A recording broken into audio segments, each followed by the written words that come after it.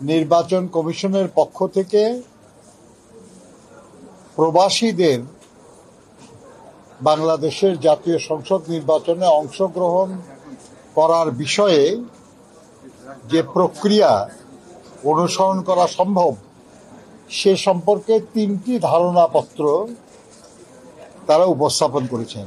একটি ঢাকা বিশ্ববিদ্যালয়ের একজন প্রতিনিধি, একটি বুয়েটের একটি প্রতিনিধি একজন প্রতিনিধি, আর একটি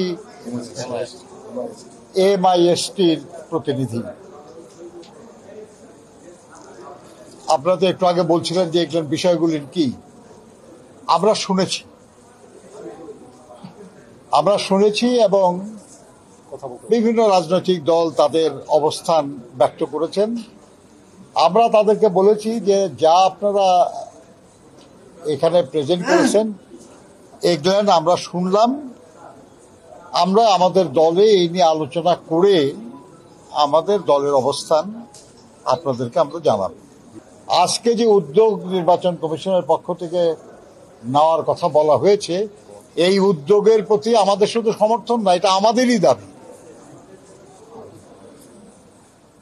এবার প্রধান উপদেষ্টা বলেছেন নির্বাচন কমিশন এই ব্যাপারে উদ্যোগ নিয়েছে, আমরা ধন্যবাদ জানাই তাদের, কিন্তু এটা আমাদের সমর্থনের প্রশ্ন না, শুধু এটা আমাদের দাবি বাস্তবায়ন হচ্ছে বলে আমরা খুশি। এখন কি প্রক্রিয়ায় এই ভোট গ্রহণটা সবচেয়ে উত্তম হবে, সবচেয়ে কার্যকর হবে, সবচেয়ে বেশি প্রবাসী নির্বিঘ্নে অংশ দিতে পারবে এবং তাদের ভোটটা যথাযথভাবে যেমন তারা চান তেমন প্রার্থী পাবেন, এটা নিশ্চিত করার জন্য কিছু পদ্ধতি, কিছু প্রক্রিয়ার বিষয় নিয়ে আলোচনা হয়েছে। আমি আবার বলছি যে এই ব্যাপারে বেশ কিছু ভালো প্রস্তাব এসছে। তার মধ্যে যেই প্রস্তাবটা সবচেয়ে কার্যকর হবে, সবচেয়ে গ্রহণযোগ্য হবে, সবচেয়ে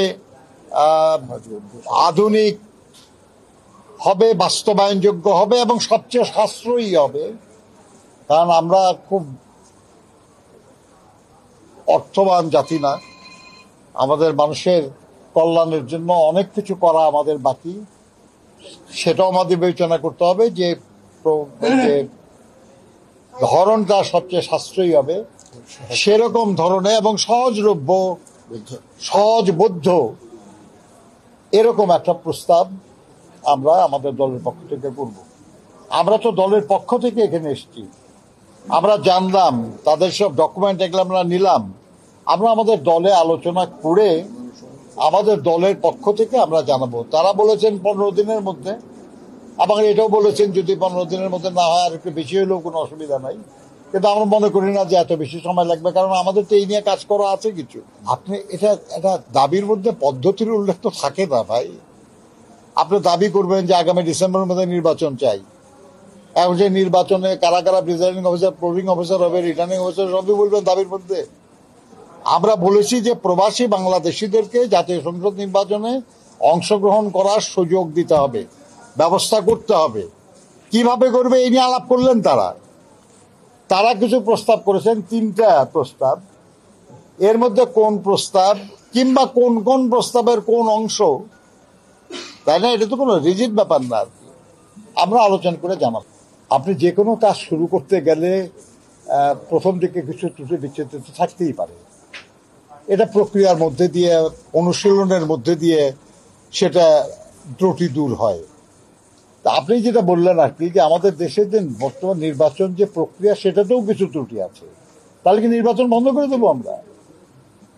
প্রবাসীদের অংশগ্রহণের সুযোগ দিতে যে প্রক্রিয়া, সেই প্রক্রিয়ায় যদি কিছু ত্রুটি থাকে সেটা সবাই আমাদেরকে শুরু করতে হবে, যাতে করে অনুশীলনের মধ্য দিয়ে আমরা সেই ত্রুটি দূর করতে পারি, কমাতে পারি। আর একটা জিনিস যেটা, সেটা হলো যে যদি এরকম কিছু নাই থাকবে তাহলে কি এত সংস্কার, এত বিপ্লব ইত্যাদি কথা আমরা কেন বলি?